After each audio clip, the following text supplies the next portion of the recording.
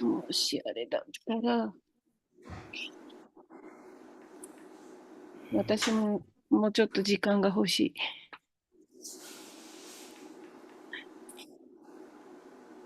そうね。で、ちょっとだけ、そこだけプリントアウトしますね。AD4、サマリーね。一番最初。はい、OK。じゃあ、誰かが歌って読んでる間に出てくると思います。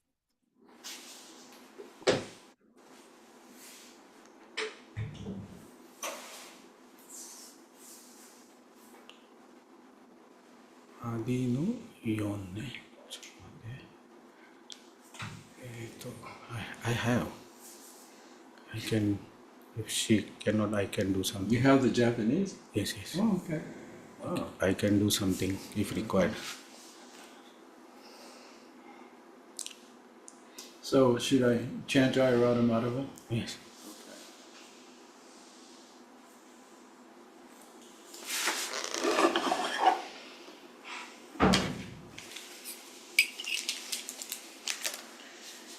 You will use this. Yeah, I'll use that. It's easier for me because the print's bigger and it's not heavy. Yeah. Okay, good morning to everyone in Japan, from Japan. 日本の皆様、日本からおはようございます。We're so happy to be here with you. こうやって皆さんと一緒にいられてとっても嬉しいです。In a couple of days, Vaish and Nir and Havi will also arrive. あと2、3日でね、バイシュシェイカさんとリアクーダさんとハビさんも一緒になると思います。And we'll have fun in Krishna consciousness. クリシュナコンシャス、クリシュナ意識で楽しくやっていきたいと思います。Okay, we'll chant Jayarada Madhava and then start the class. ジャイラダマダバでクラスをスタートしますね。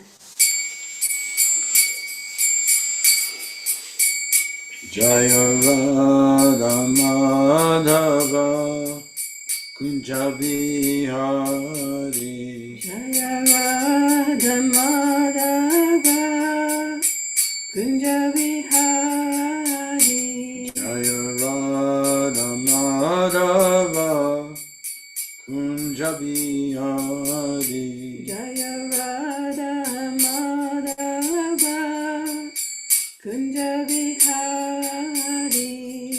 Gopi Jana Balaba Girivanadari Gopi Jana Balaba Girivaradari Gopi Jana Balaba Girivanadari Gopi Jana Balaba Girivaradari Yasodanandana Braja Jana Rajana Yasodanandana Braja Jana Ranjana Yasodanandana Braja Jana Rajana Yasodanandana Braja Jana Ranjana Yamuna Tira Vanachari Yamuna Tira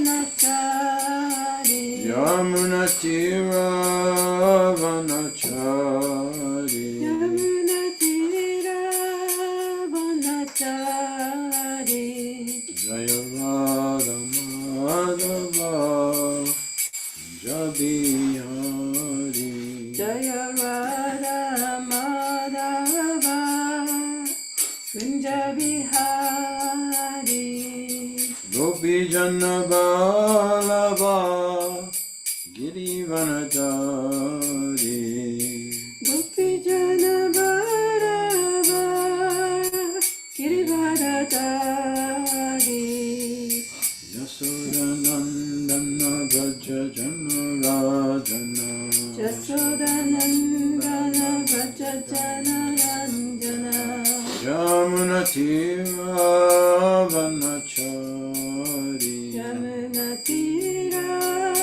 Vanachari Jayarada Madhava Kunjabihari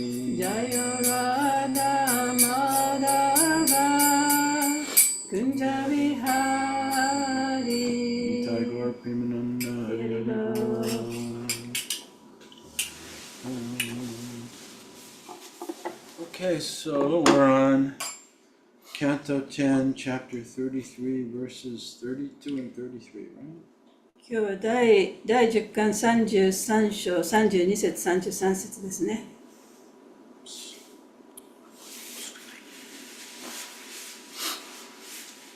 So let's chant 32 together. 32節を一緒に唱えましょう。Om Namo Bhagavate Vasudevaya.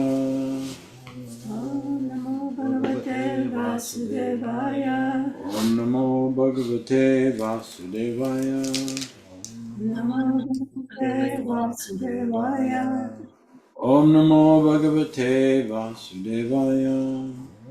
Om Namo Bhagavate Vasudevaya. Kushala Charite Naisham. Kushala Charite Naisham. Iha Swarto Navidyate. Iha Swarta Navidyate.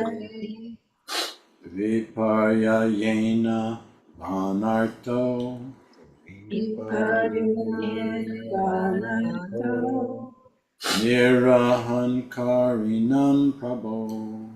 Nirahankarinam Prabho. Kushala Charite Naisham. Kushara Charite Naisham. Iha Swartona Vidyate. Iha Svartona Vidyate. Viparyayena Vanartha.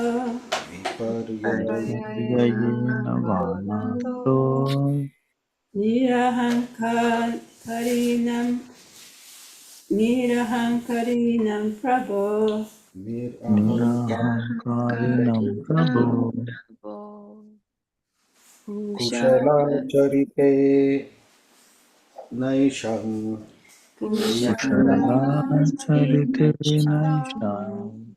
Iha Swarto Navidyate. Iha Svartona Vidyate. Vidyate. Viparyayena Vanartho. Viparyayena Vanartho. Nirahankarinam Prabhu. Nirahankarinam Prabhu. Prabho. Kushara Charite Naisham. Kushala Charite Naisham. Iha Svartona Vidyate. Iha Swarto Navidyate. Pariya ena vanarto. Viparyayena Vanartho. Nirahankarinam Prabho. Nirahankarinam Prabhu. Kushala Charite Naisham. Kushara Charite Naisham. Iha Swarto Navidyate. Iha Svartona Vidyate. Viparyayena Vanartho. Viparyena vanarto. Nirahankarinam Prabhu. Niraharinam Prabho.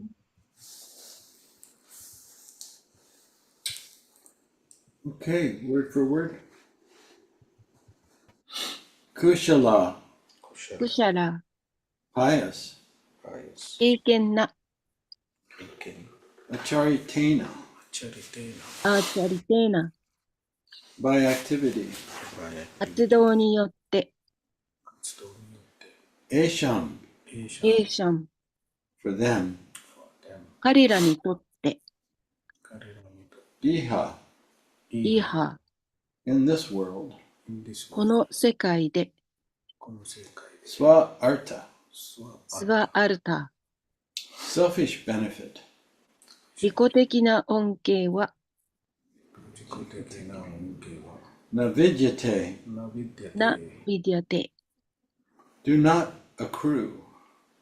生じない。Viparyena, ラリエナ。 by the opposite. 逆によって。Va, は、or あるいは、anartha, アナルタ、 undesirable reactions. 好ましくない反動は、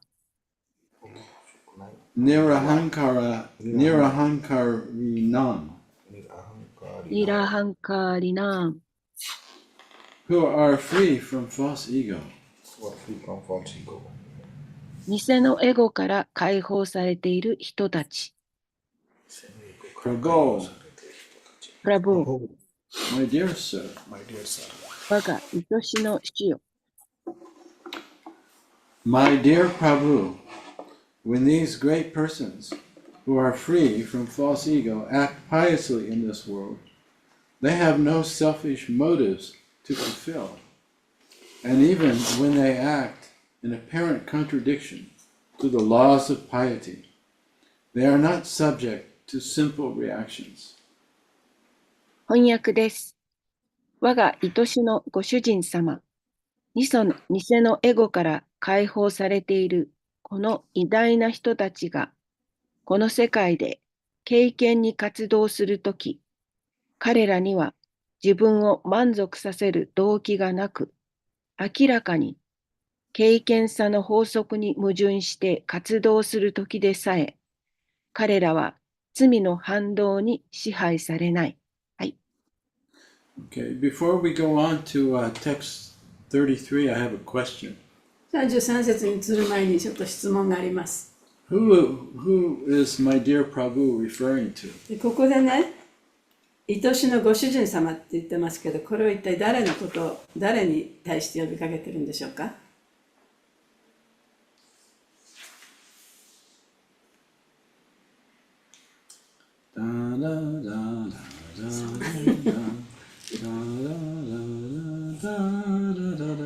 That's the music for Jeopardy. アメリカのクイズ番組の音楽です。 So anybody have a guess? Want to make a guess? Somebody wrote comment. Parikshit Maharaj. Yes, Parikshit パリクシェット・マ Maharaj. ハラージ。 So that means who's speaking is first. じゃあこの説を話してるの誰でしょう？ Sri Sukadeva Goswami. シュカデブ・ゴスワミですね。 So Sukadeva's speaking to Maharaj Parikshit シュカデブ・ゴスワミがマハラージ・パリクシットに向かって話しているところです。 because he's in the process of answering Maharaj Parikshit's very important question. というのはマハラージ・パリクシットが、聞いたとても大切な質問に答えようとしているからです。 Which we may have to refresh our memory in a minute. でま What た that question is. じゃあその質問が何だったかね、また後でちょっと見てみます。 Otherwise, we don't know the context of this verse. そうでなければこの説との関連が分かりませんのでね。 Okay, let's read verse 33. じゃあ33節いきましょう。 How then could the Lord of all created beings, animals, men, and demigods have any connection with the piety and impiety that affect his subject creatures? 33節では、すべての非創造物、つまり動物、人類、そして神々たちの主は、主に従属する創造物に影響を与える経験さと不信心とどのような関係があるのか。はい。 Purport. As explained in text 32, even great personalities empowered by the Lord are free from the laws of karma. 解説。第32節で説明されているように、主に力を与えられた偉大な人物たちでさえ、カルマの法則から解放されています。Then what to speak of the Lord himself? では、主ご自身については何と言えばよいでしょうか。 After all, the law of karma is created by him and is an expression of his omnipotent will. 結局、カルマの法則は、主がお作りになり、主の全能のご意志の表れです。Therefore, his activities, which he performs out of his own pure goodness, are never subject to criticism by ordinary living beings. ですから、普通の生物は、主ご自身の純粋な徳から実行なさる主の活動を批判すべきではありません。End of the purport. 解説終わります。Om Agnati Vindayanandjana Salakaya Chaksurun Meditam Yena Tasmai Shri Gurave Namaha Namo Vishnu Padaya Krishna Prasthaya Bhutale Srimakti Bhakti Vedanta Swami Namane Namaste Saraswati Devi Gauravani Pacharane Nirvishesha Sunyavadi Paschatya Deshatarne Jai Shri Krishna Chaitanya Prabhu Nityananda Shri Advaita Gadadhar Shivasadi Gaur Bhaktivinoda Hare Krishna Krishna Krishna Hare Hare Hare Rama Rama Rama Hare Hare Vanchakalpa Tarubhyascha Kripa Sindhu Bevacha Patitanam Pavanebhyo Vaishnavebhyo Namo Namaha. May all living beings be happy. すべての生命体が幸せになりますように。 May all living beings be free of suffering. すべての生命体が苦しみから逃れられますように。 And may all living beings awaken and discover their true self in their relationship with the source of life, Bhagavan Sri Krishna. すべての生命体が目覚め、彼らの命の源であるバガバン・シュリー・クリシュナとの永遠の関係の中での本来の自分を見つけることができますように。So, I think it would be helpful for us to review Maharaj Parikit's question to Sukadeva Goswami and then look at this verse again. でマハラージ・パリキシットが、どのような質問をスカデブ・ゴスワミにしたかをちょっともう一回見直しますと、今日の説が分かりやすくなると思います。And so this question arises in verses 26 and 27. それで Yeah. 26節、27節にその質問が書かれてますね。 So we'll just read those two verses, then we'll also look back again at the verses we read today. で、その説を読んで、その後に今日の説をもう一回読みますね。Maharaj Parikit said, O Brahmana, the Supreme Personality of Godhead, the Lord of the universe, has descended to this earth along with his plenary portion to destroy irreligion and reestablish religious principles. Indeed, he is the original speaker, follower, and guardian of moral laws. How then could he have violated them by touching other men's wives? これは日本語にありますね。ありますか？ありますね。チャイタニマンガラチェータネマンガラさん読めますか？はい、読みます。26と27ですね。はい。26節と27節。翻訳。パルキシット・マハラージャは言った。おう、ブラフマナよ。宇宙の主であられる思考人格心は、非宗教を破壊し、宗教原則を再確立するために、完全部分とともに、この地球に降臨なさいました。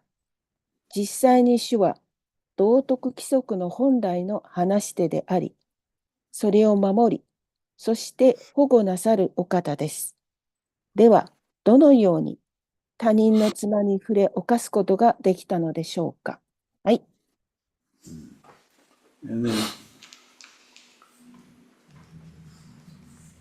yeah, so Parikit Maharaj, after hearing Krishna's pastimes with the gopis during the rasa dance and their loving, physical loving exchanges, でパリキシット・マハラージはそのラサダンスのことを聞いて、でそのラサダンスの中でそのゴピとクリシュナが、肉体を触れ合ってね、そういう関係を持ったということを、そういう話を聞いたわけですね。And remember, the gopis, some of them are not married, でそのゴピの中にも結婚していない人もいましたけれども、 and some of them are married. 結婚している人もいました。 Some of them even have children. 子供がいる人もいました。 So he's asking Lord Krishna, speaker of Bhagavad Gita, Unknown caller. です。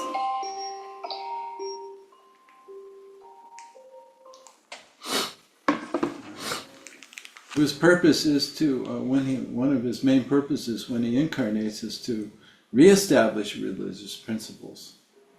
でそのですからそのパリキシット・マハラージはこのクリシュナはこの宗教原則を立て直すためにこのように降誕される人です。が、Yeah, and because he wants human beings to be able to fulfill their destiny. でなぜこういうことをしたのかということを聞いたんですね。でそのクリシュナがこっちに降誕される理由というのは he does what? He wants them to fulfill their destiny. その人類のね運命というものを満たすためにそういうことをしたと。What is the destiny of the human じゃあ being? 人間のその運命というものは一体どういうものなのか、行き着くべき場所というのはどういうことなのか。To become liberated from the entanglement in the cycle of birth and death. それは生と死のサイクルから自由になること、その虜から自由になることです。And to realize the truth of their true self. そして本当の自分の真実というものは何かということを悟ることです。And realize their eternal loving relationship with God and all of his children. そして永遠なるその最高主との関係、そしてその主の子供たちとの関係を悟ることにあります。To evolve from animal to human to liberated soul. そして動物から人間へ、そして解放された魂へと進化することであります。Or from selfishness to unselfishness. で自己中心的なものからその自己中心的なものでないものに移り変わることです。Because in the spiritual domain, there is no selfishness. 精神的な段階においては、その自己中心的なもの、利己的なものというものはありません。Yeah, so in order for the human being to graduate from the material world, moral religious principles are the foundation on which they can develop. In order to what? In order for the human beings, I don't know what I just said. Graduate something. No, in order for the human beings to, I don't know, to progress and become, to reawaken the foundation of religious principles. で人間がそのように目覚めてそこから卒業するにはね、やっぱりその道徳的な原則が規則が必要だ。And so that's what we first, when we begin at initiation or we begin the practice of bhakti, we start out, Prabhupada has given us the basic moral principles of human life. だから私たちもそのクリシュナ意識バクティを始めるにあたって最初の入門の時にその宗教道徳的な原則というところから始まるんですね。そしてプラババートはその原則を私たちに与えてくださいました。Right? No killing. で殺すことをしてはいけない。No illicit sex. で法外なセックスをしてはいけない。No intoxication. 糖水物を取ってはいけない。No gambling. ギャンブルをしてはいけない。And no telling lies. 嘘を言ってはいけない。And so that's irreligion, the opposite of that is irreligion. And those who follow those basic moral principles are pious or religious. でそういう原則に従っていない人というのはその非宗教的な人であって、でその原則に従っている人たちは非常に敬虔な人だということができます。Yeah, so in even in primitive human societies, the principle of no illicit sex or having relationships outside of marriage, that's there. Even in primitive those things society. happen. Yeah. でたとえその原始的な人間社会においても、例えば自分の旦那さん以外の人とその性的な行動をするということがありました。Because not only is illicit sex very destructive for the human being and the human society, そのような行為というのは人間にとっても人間社会にとっても非常に破壊的なことです。it also it doesn't allow one to wake up spiritually. そしてそういうことをすることで目覚めをするということができなくなります。精神的な目覚めを得られなくなります。Yeah, so Krishna appeared. One of the reasons he appears, he says in the Bhagavad Gita, is to maintain and establish religious principles when they become. だからクリシュナがこのように降誕されるときには、その一つの理由としてその宗教原則を立て直すということです。Yeah, so that's Maharaj Parikshit's question. Obviously, Krishna appeared to be having illicit sex with the gopis. でここでそのマハラジ・パラキシットが聞いたのは、クリシュナがあたかもそのゴーピーたちとその不法なセックスをしているような状況にあったんではありませんかという質問をしたんですね。So in answer to that question, Sukadeva Goswami has spoken these verses that we've read today. でその質問に対する答えが今日私たちが読んだ説ですね。Said even the great personalities who appear in this material world. でこの世に現れた偉大な聖人たちでさえも、They don't act out of false ego because they've transcended their false egos. で彼らはその偽の自我を超えたところにいるので、そういったものに影響されないと。その偽の自我でさまざまな行為をしていない。They're already Brahma Bhuta Prasanat. で彼らはすでにブラマブータプラサナータマの段階にいるのだから。Right? They're fully satisfied within. でも心からも自分の内面が満たされている。Nasoshyati, Nakankshati. They don't lament the past. They don't hanker for anything in the future. で過去を嘆いたり、未来に何か求めたりしていない。Right? This is their permanent state of consciousness. でそれが彼らのその永久な意識の状態である。Yeah. And so, if they perform actions in this world, この世界でさまざまな活動をしたとしても、their motivation is never selfish. 彼らの動機というのはその利己的なものではありません。So they have no anartha. で彼らにはアナルタもありません。Here in this verse, the word, in text 32, the word, we have this word anartha there. Right? この32節の中にアナルタという言葉が入ってますね。And it's translated as undesirable reactions. でそれは、望まれない反動というふうに訳されています。So we can understand then, when we act out of false ego, 私たちがその偽の自我からさまざまな行動を起こすと、right, which is, we're acting out of a feeling of incompleteness. それは自分が不完全だというそういう感情から出た行動です。And we want something for ourselves. でそれを自分に何かが欲しい、自分には何かが必要だというそういう感情から出ているものですね。That's our selfishness. それが利己的だということです。So what's the reaction when we act out of personal need? そういう自分の自己的な満足のためにする活動というものは、その反動というのはどういうことでしょうか。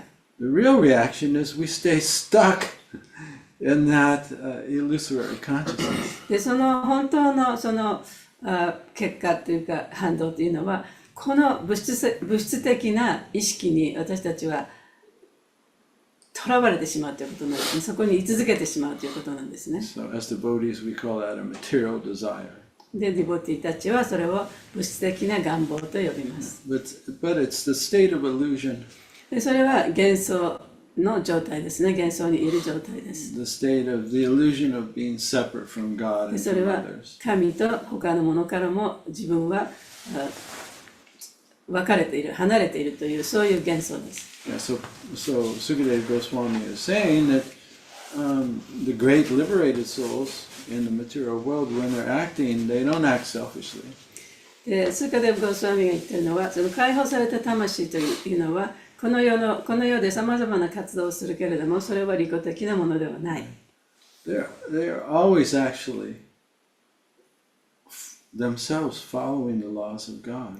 で、彼らは常にその神の法則に従っています。The will of the Lord. そして神のご意志に沿っています。So they don't get sinful reactions. だからこそ罪の反動というものはありません。Even if they appear to contradict in the human moral religious principles. たとえその人間の道徳的な宗教的な原則に反しているかのように思えたとしても、見えたとしても。So Sukadeva Goswami's point is, if liberated, if great souls are not subject to karma, then how can Krishna or God be subject to karma? Because he's the one who creates the rules. だからスーカデブ・ゴスワミが言いたかったのは、そういう偉大な聖人たちでさえもそのカルマの法則に従わなくてもいいのに、クリシュナはこの法則を作った人であると。その人がなぜそのカルマの法則に従わなければならないんでしょうかっていう質問ですね。Yeah, and so Krishna, he's unconditional love personified. クリシュナは、無条件の愛の権下です。Yeah, if there's anybody, he's the most unselfish person.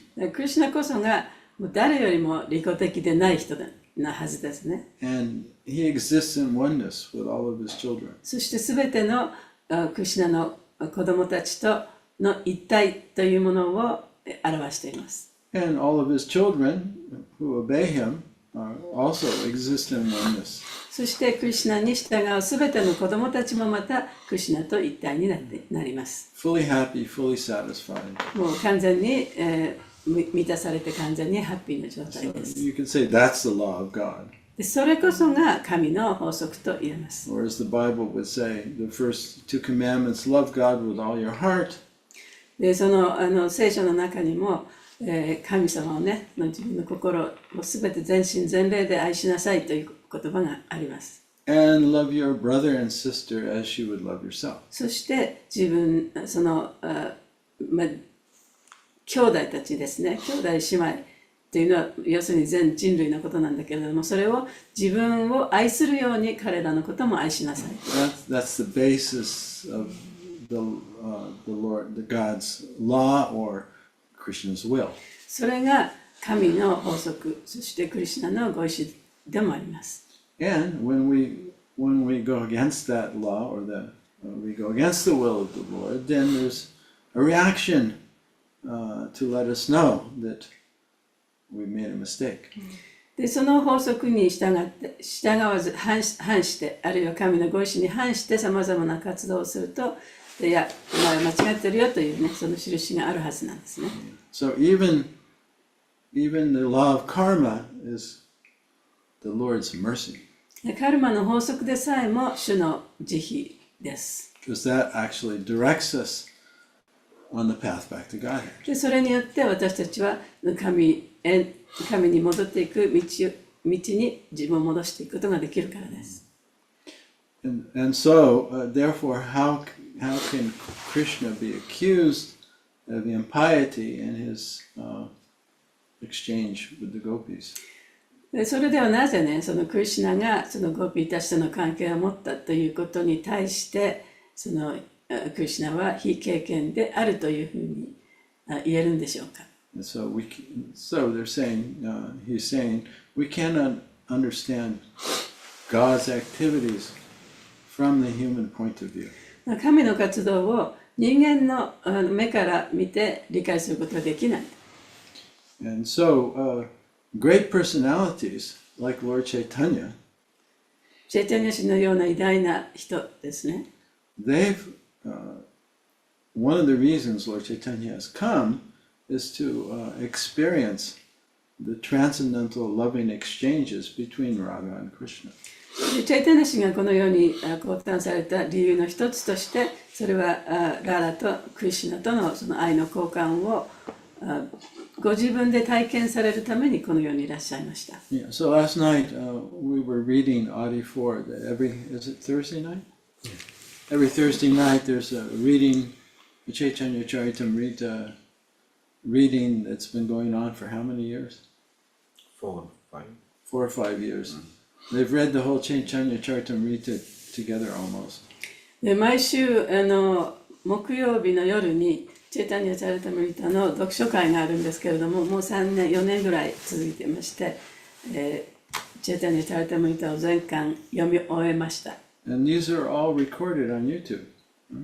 でそれは YouTube にレコーディングされてます。So even if the devotees don't have time to sit and read Chaitanya Charitamrita, they can listen to these YouTube videos wherever they are, and also study and learn and hear the Chaitanya Charitamrita.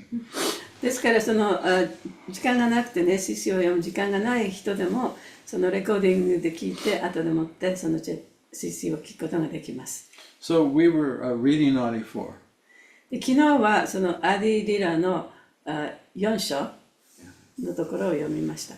And so this is all explaining the reason why, the internal reasons why Lord Chaitanya decided to incarnate. でその中にはチェイタニャ神がなぜこのようにね、化身として現れるかというその理由が書かれています。Yeah, and in the verses there are many verses that are quoted from the Adi Purana.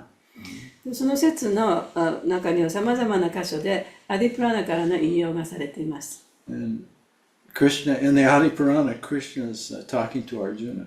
でアディプラーナの中ではクリシュナがアルジュナに話をしています。And Krishna is explaining to Arjuna the pure love of the gopis. でクリシュナはアルジュナにゴーピーたちの純粋な愛ということについて話していま And す。 there are many examples of how the gopis' love for Krishna is not selfishness.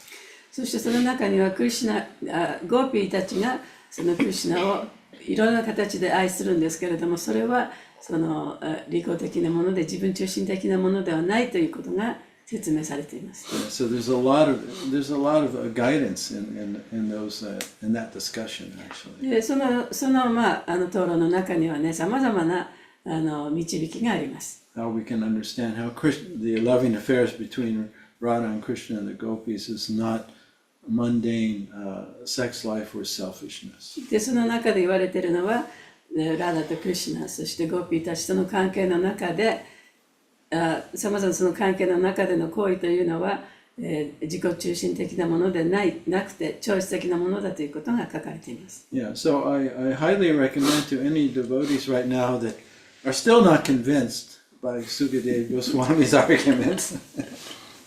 でここでスーカデブ・ゴスワミが私たちにお話ししていることにまだ納得されてない方もいらっしゃるかと思いますけれども、そういう人たちはそこのアディリラのところをね、読んでいただけたらと思います。Yeah. Or, just feel still confused, like, how is this, で How can it be まあ possible?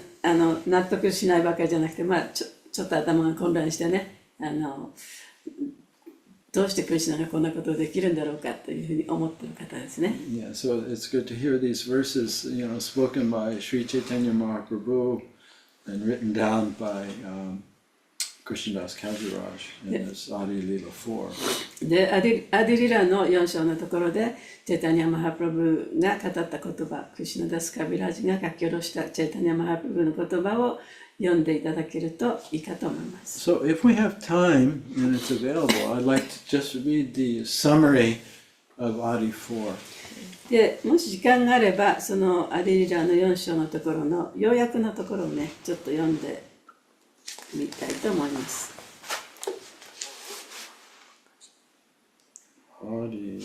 チャイタニアマンガルマタジ持ってますか？はい、要約だけ印刷しました。Okay, so why don't I read a paragraph in English Okay. Well, we'll go sentence by sentence. Which is better, sentence by sentence or paragraph Maybe by paragraph by paragraph. It's better paragraph to by listen. Yes, for Japanese people. Okay, so here's, in this introduction, we have 6 paragraphs total. でこの紹介のところでは 6個の文段がありますね。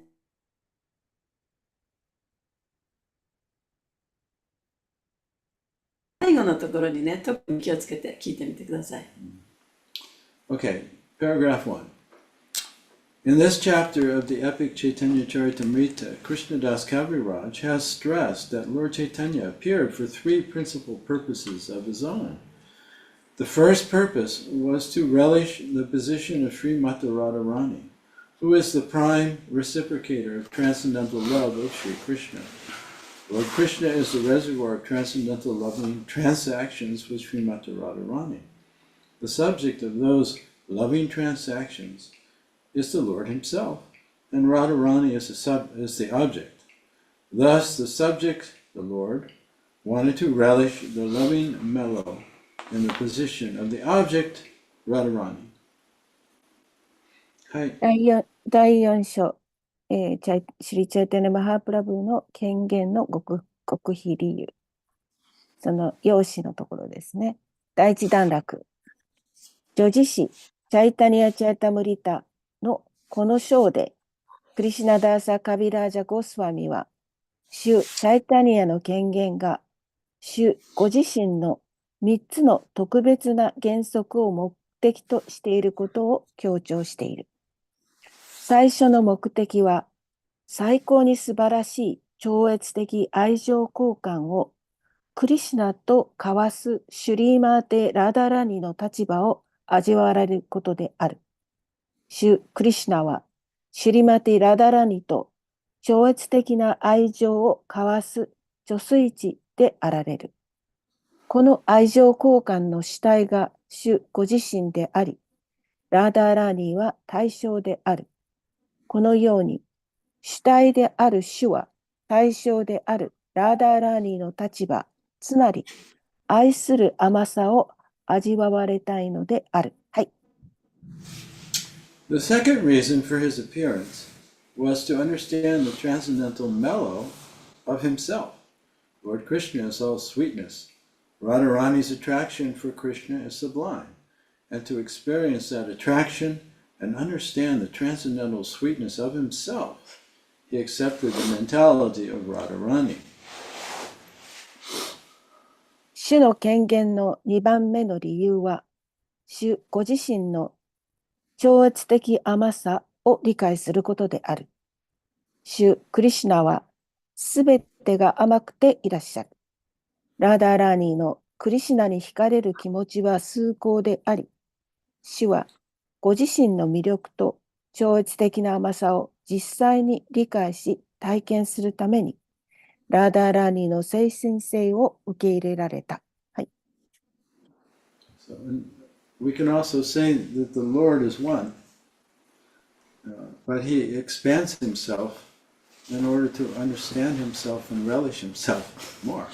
主は一人なんですけれども、ご自分をさらに理解するために、さらに楽しむためにご自分を拡張なされたということ、そういうふうにも言えますね。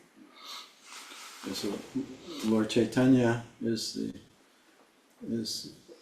the combination of Radha and Krishna. チャイタニア神はラダラニとクリシュナのコンビネーションなんですね。Okay, next paragraph. The third reason that Lord Chaitanya appeared was to enjoy the bliss tasted by Radharani. The Lord thought that undoubtedly Radharani enjoyed his company, and he enjoyed the company of Radharani. But the exchange of transcendental mellow between the spiritual couple was more pleasing to Srimati Radharani than to Sri Krishna. Radharani felt more transcendental pleasure in the company of Krishna than he could understand without taking her position. But for Sri Krishna to enjoy the position of Srimati Radharani was impossible because that position was completely foreign to him. Krishna is the transcendental male and Radharani is the transcendental female. Therefore, to know the transcendental pleasure of loving Krishna, Lord Krishna himself appeared as Lord Chaitanya, accepting the emotions and bodily luster of Srimati Radharani.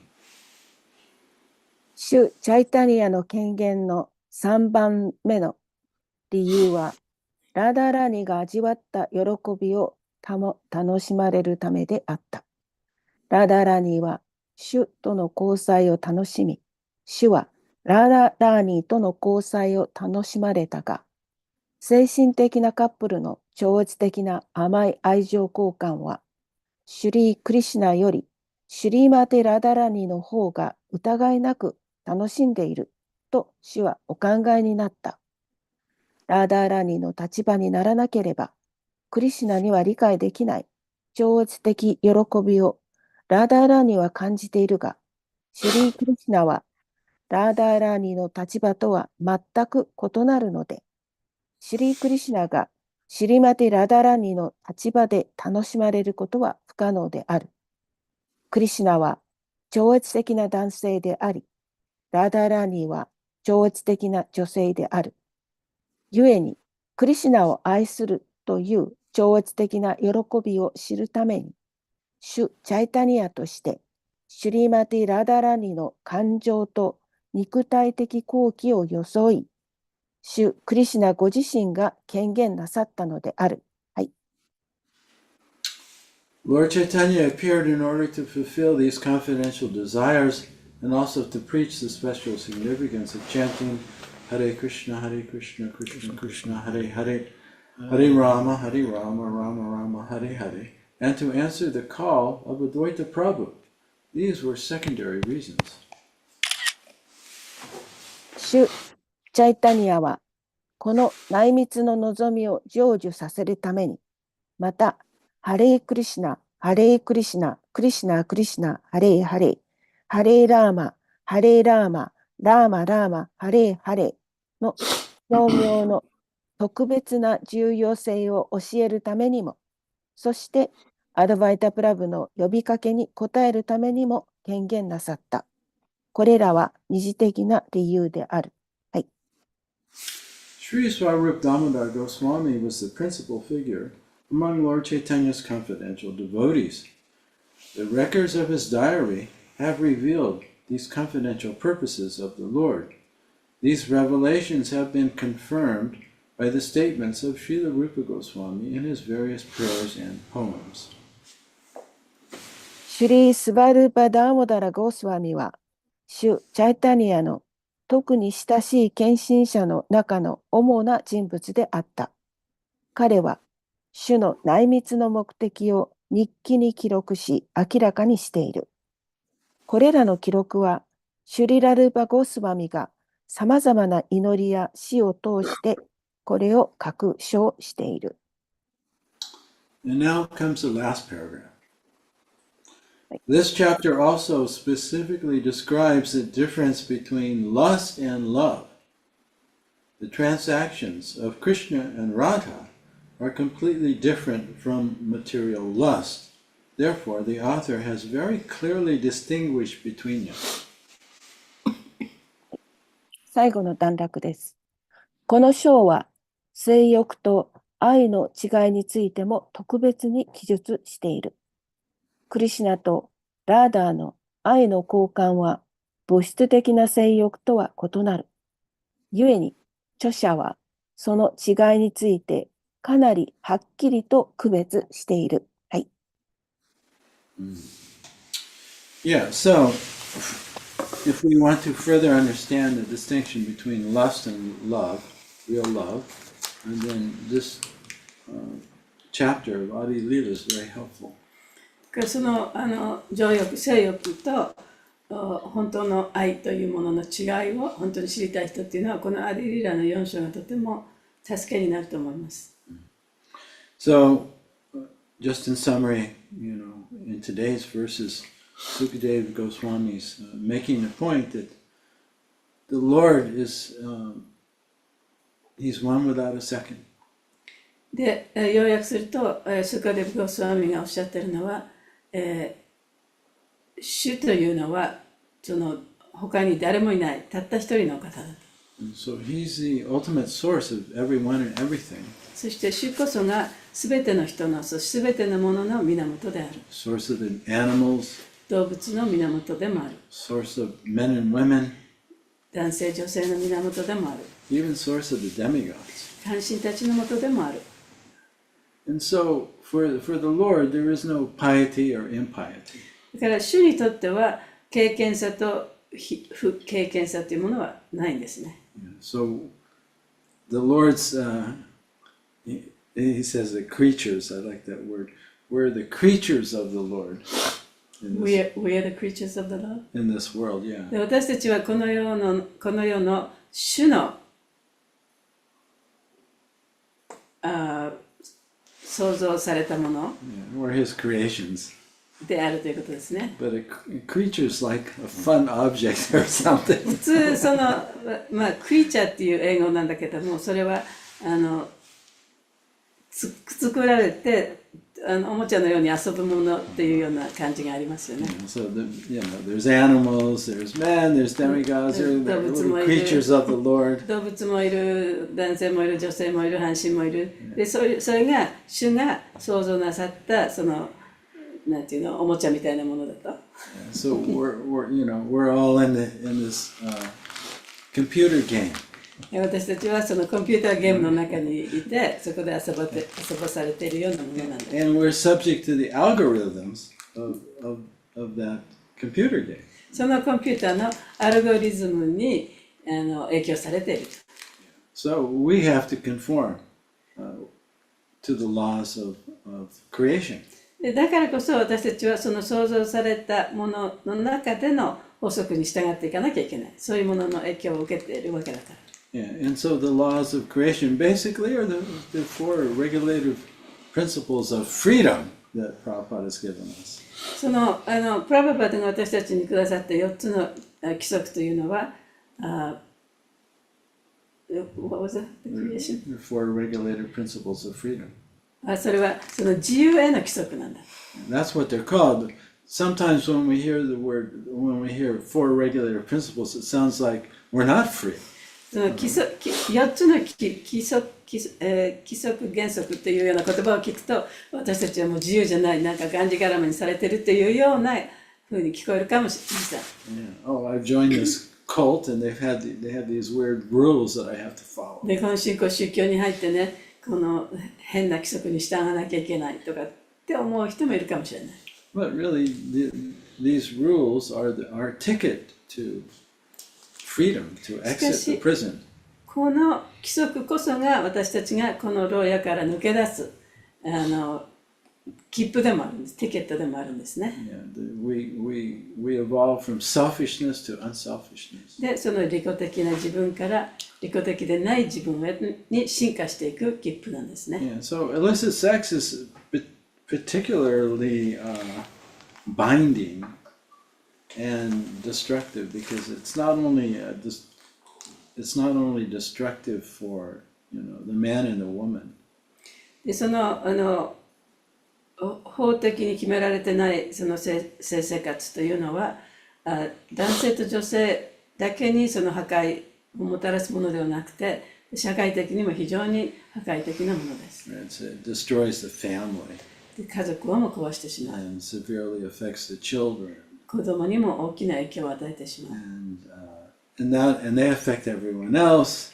そしてそうすることによってその他の人にも大きな影響が与えられてくる。So there's a lot of karma, a lot of ramifications. でそこにはだから大きなカルマがあってね。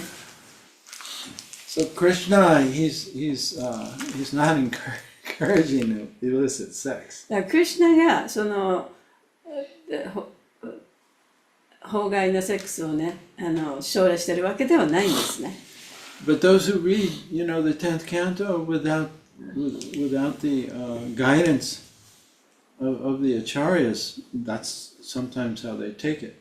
しかしそのアチャリアたちの指導のないところでそのバガバタムの10巻を読んでしまうとそういうふうにな意味で取ってしまう人もいるかもしれません。So without understanding this verse in Bhagavad Gita that I often point to, で、私がよく言いますけれども、そのバガバドギータのこの教えがないと、yeah, it's 1854. 18章の54節です。Yeah, Brahma Bhuta Prasanatma Nasoshikti Nakangshiti Samasarveshu Bhuteshu Madbhaktim Labate Puram. And we can only understand Krishna's pastimes from the perspective of liberation. で、クリシュナの遊戯、娯楽の活動というのは、その解放されたという状態の目から見て初めて理解できることだ。And the liberated souls, like Lord Chaitanya, チェイタニシンのようなその解放された魂、and the great realized souls, they relish the pastimes of Radha and Krishna. や偉大なその解放された魂たちはクリシュナの娯楽の活動を非常に楽しむことができます。They understand them as expressions of unconditional love for God. で、彼はその神への無条件の愛というものの表現をそこにあるということが分かるからですね。And so the liberated souls also, they're not subject to the laws of karma either, because they don't act in selfishness. 解放された魂というのは自己中心的なところからさまざまな行為を起こすわけではないので、カルマの法則に影響されません。 They have no reason to, because they're already fully complete and happy. というのはもうすでにね、自分自身で完成しており、もう完全にハッピーであるから、自己中心的にさまざまなことをする必要がないわけですね。All right, so any comments? コメントとかありますか？ Hare Krishna, Prabhuji. Please accept my humble Dandavat Pranam. Sadhu Srila Prabhupada. Hare Krishna. Hare Krishna, Sudam. Yeah. Prabhuji, I have a question. May I ask, Prabhuji? I don't have comments, but... Okay. Yeah. So, Prabhuji, here, Sukadeva Goswami and from your class also, there are about the karma for the liberated souls. There is no karma. But from the nectar of devotion, Rupa Goswami explains that karma, the cause of the karma can be sinful action or an offensive action. So sinful action, karma, can be taken away by chanting the holy names or serving the devotees with a proper, means like with no cheating propensity.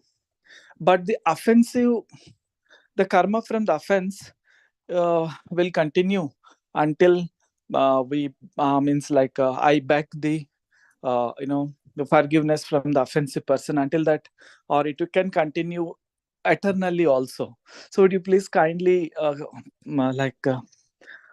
guide us, Prabhuji, how the karma from the sinful and offensive to the devotees, especially, to be very careful in our in my devotional life. で、今の質問はこの説の中では偉大な解放された魂というものにはカルマの法則は当てはまらないというふうに書かれていますけれども、Nectar of Devotion を読むと、その中にはその罪深い活動をしたカルマと、それから例えばディボーティーにオフェンスを犯してしまった時のカルマがあると。で、特にそのオフェンスを犯してしまった時のカルマというのは永遠に消えることはないというふうに書かれていますけれども、その辺のところはどういうふうに理解したらいいんですか？ Yeah, so sinful activities, creating karma. 罪深い活動がその、カルマを作り出しますよね。Offending devotees. あるいはディボーティーにオフェンスを犯してしまった。These are all acts of selfishness. で、それらはすべてその利己的な活動から来ています。And they're based in ignorance of the self and our relationship with the Lord. そして主と自分との本来の関係というものを知らないがためにやってしまうわけです。And therefore, when we act against the will of the Lord, だからこそ主のご意志に従わずにそれに反した行動をすると、we get some pain. で痛みがそれには伴いますね。Pain maybe in the physical body, but also in the heart. それはその肉体的な痛みが生じることもあるけれども、心の痛みとして現れます。普通はね。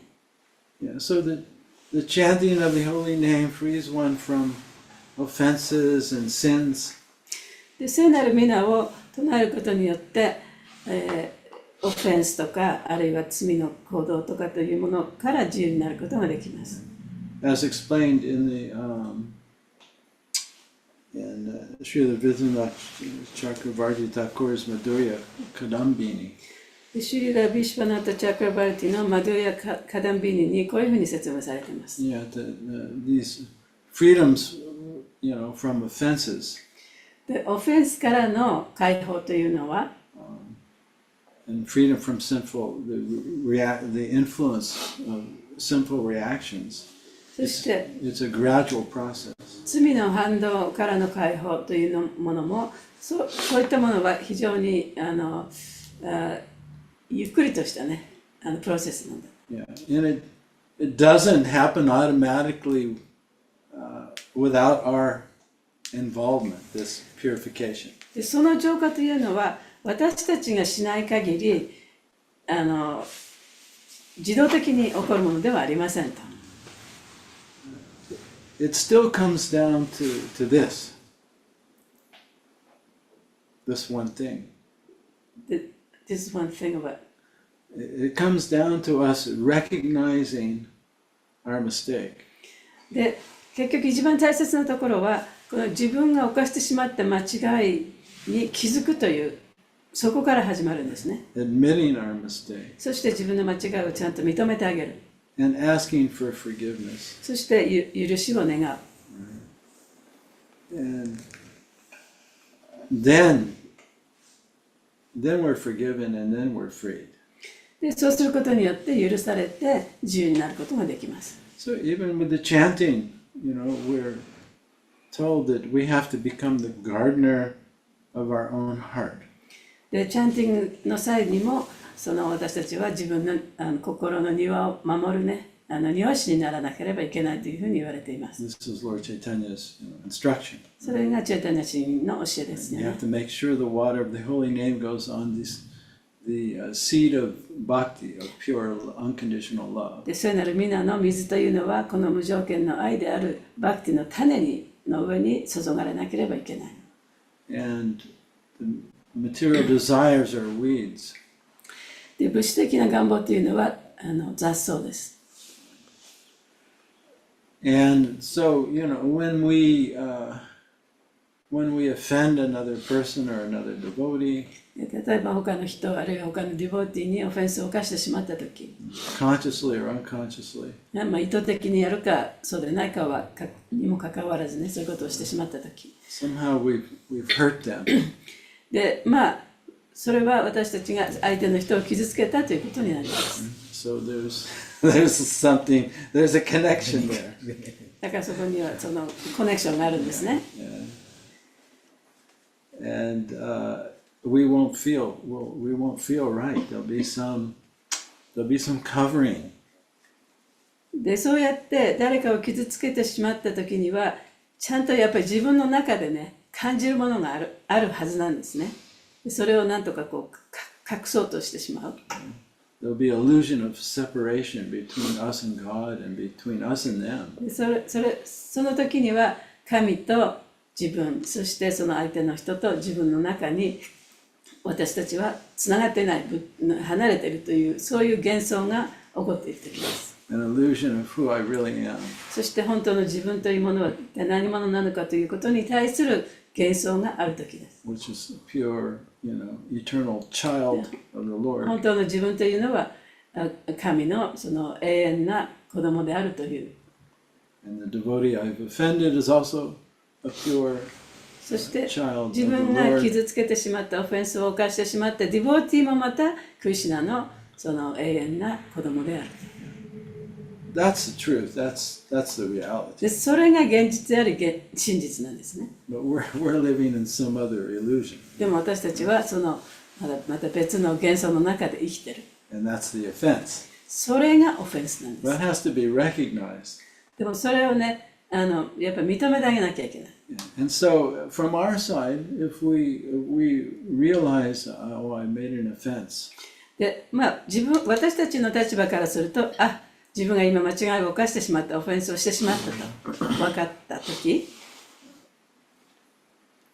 I made this mistake, I hurt you, でこの間違いをして、あなたを傷つけてしまいました。 I'm sorry, ごめんなさい。 please forgive me. 許してください。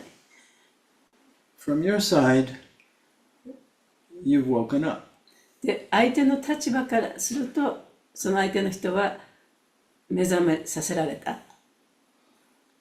And that's how you become free of that anartha and that weed. That's how you What pull it does that out. mean, you woken up? You understand who you are. そう、相手の人を目覚めさせられて、本当の自分が誰かということが分かったということですね。 And you also understand who the other person is そ in して reality. 相手の人もその自分の立場というものが分かったと。それがその現実にまたこう目覚めたということですね。 But if they're still feeling hurt, しかし、もし相手の人がその痛みを耐えきれない、許しきれなかったとしたら、 they're actually caught in their own karma, その人はその人のカルマの中にまだいるということなん in です their ね。 own identification with this false そし personality. て自分の偽りの自分が自分だというふうにずっと思い込んでいるということなんですね。 Because that's the source of the pain. というのはそれこそが痛みの原因だからです。 Somebody who's awakened soul, you can't really offend them. 目覚めた魂っていうもう本当に目覚めた人っていうのに対してオフェンスをすることはできない。 Like Jada Bharat, he was being called like all kinds of names. ジャーダ・ブラタがいましたよね。あの人もいろんな人にもう本当にいろんな悪態をつかれていろんなふうに呼ばれてた。 And he said, you can't hurt me しかし彼は、あなたは私を傷つけることはできませんよと。 because you're just speaking about somebody who doesn't という exist. のはあなたはもうここにいない人のことを言ってるわけですから。 Yeah. So, if somebody asks for our forgiveness, a devotee will forgive them.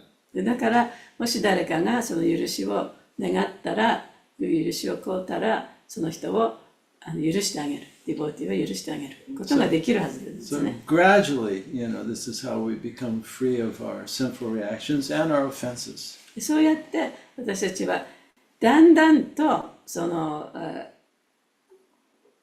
反動からも解放されてくるし、から自分のオフェンスもしなくなるようになってくるんですね。 If we haven't seen our mistake でも自分の間違いに気がつかなければ、 and we haven't admitted it, そしてそれを認めなければ、 and we haven't asked for forgiveness yet, そしてそれを謝らなければ、 and we haven't forgiven, そして許してもらってなければ、 then the weed is still there. そしたらその雑草はまだそこにあるということですね。 So Krishna, he doesn't interfere with our free will. でクリシュナは私たちの自由意志を邪魔しませんので、 But we have to choose to pull out that weed or to let that illusion go. 私たちがその雑草を抜くという決意をしなきゃいけない。決断をしなきゃいけない。 Yeah. The mercy of the holy name is the holy name gives us the vision to look within and see our mistakes and repent. 聖なる皆のその慈悲というのは、私たちがその雑草をちゃんと見ることができる目をくれるということなんですね。 Yeah. So when we say the holy name is freeing us from our sinful reactions, it means it's giving us the vision to use our free will to stop that sinful activity. 聖なる皆が私たちを自由にしてくれるっていうふうにいうのは、その聖なる皆を唱えることによって、私たちがこの物質界にとどまってしまわないように、ちゃんと自分の雑草を見極める目を与えてくれる、そういうビジョンを与えてくれるということなんですね。So then we come out of anartha nirvriti. そうすると、アナルタ・ニルビティから抜け出して、And we don't hold that illusion about ourselves or others anymore. で自分に対しても、他の人に対しても、その幻想というものをもはや持ち続けなくなります。And that's how we're actually free of sinful で reactions. そうやって私たちは罪の反動から自由になることができます。We're not ignorant anymore. もう私たちは無知ではなくなるわけですね。And then when we come to the level of steadiness or nishta, そしてニシタ不動の段階に来ます。and very careful about every thought, every word, every action. そうすると自分の考え、自分の言葉、そして自分の行動というものに非常に細心の注意を払うことができるようになります。Right? Am I in alignment with the will of God? 私は神のご意志に従っているんだろうか、 Or am I still acting selfishly, あるいは利己的にいろんなことをやってるんだろうか、 trying to defend my little ego? 自分のね、その小さな笑顔を守るために。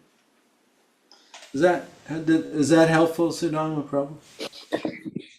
Yes, Prabhuji. Thank you very much, Prabhuji.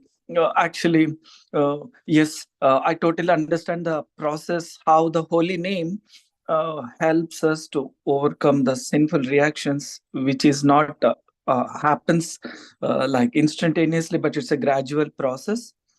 And which, as your Grace mentioned, that I have to be careful with my words, body, and actions, and that will keep on like not repeating and then making myself present. Yes, Prabhuji, I understand, because I always have my next question was to be like, I know this and I'm making a mistake, but I repeat it, and sometimes I caught up and then go into guilty. But your Grace also have given a solution that I should be aware of my actions. So my next question is also answered, Prabhuji. Thank you very much. で今、シャツデーバの質問でよく分かりましたけれども、もう一つ本当は質問があって、それは結局そうやって自分で その場では理解したつもりでいても同じ間違いを何回も繰り返してしまうと。でそれについてもシャツデーバが今お話ししたことで、もう細心の注意を払って自分の考え方やその言葉、あるいはその自分の行為をね、いつも注意しなければいけないというふうにおっしゃってくれた。そのことでその質問にも答えがいただけました。Yeah, so part of freedom is also forgiving ourselves. で、その自由になるということのその一部分として自分自身をね、許してあげるということが大切だと思います。We feel guilty because we think deep down there's something wrong with us. で、私たちはその心の奥底ではね、なんか自分のどっか悪いところがあるんじゃないかっていうふうに感じているんですよね。Of course, there's healthy guilt. で、それはもう健全な罪の意識なんですけれども、That I made a mistake 私はその間違いを犯してしまった。 and I should correct it. で、それを直さなきゃいけない。But then after we've corrected it, でもそれを一旦正した後に、to continue to remember the event, またその出来事をね、ずっと思い出してしまって、覚えてて、 and punish ourselves with guilt. そして自分自身に対してね、その罰を与えてしまう。This is also not correct それも正しいことではないですね。 because it's the false ego that made the mistake. っていうのは、その偽の自我が間違いを犯したわけですから。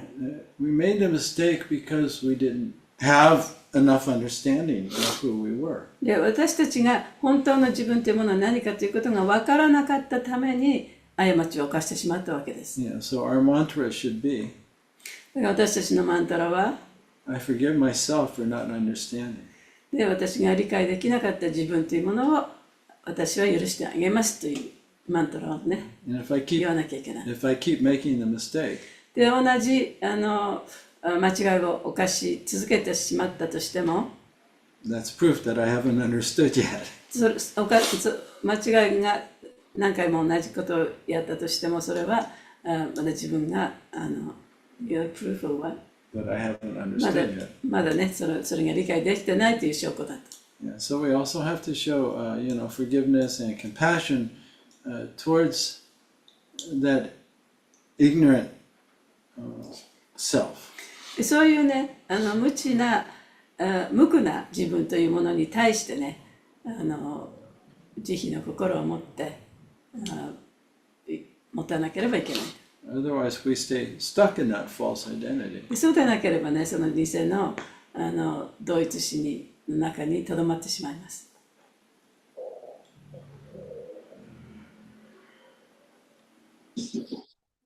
Thank you, Prabhuji. Thank you very much. Thank you.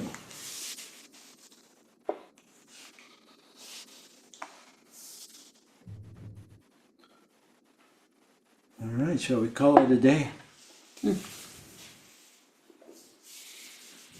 じゃあ今日はこの辺にしましょうか。はい、ありがとうございました。So tomorrow you won't be here to translate. 明日私ちょっとお兄さんのお家に行くんで、あ、チェタニャマンガーさんに通訳してくれる？はい、はい、十分できないけど頑張ります。みんな十分できないけど頑張ってますのでよろしくお願いします。Thank you, everyone. It was great to be with you today. ありがとうございました。今日皆さんと一緒にいられてとても良かったです。Hare Krishna. ハレクリシュナ。ハレークリシュナ、ありがとうございました。サチャさん、マーグナさん、ありがとうございます。キー、シババガウタムキー、じゃあ、シュラプラブパーダキー、じゃあ、ゴーラプレムナンティ、ハリハリボー。Hare Krishna. いや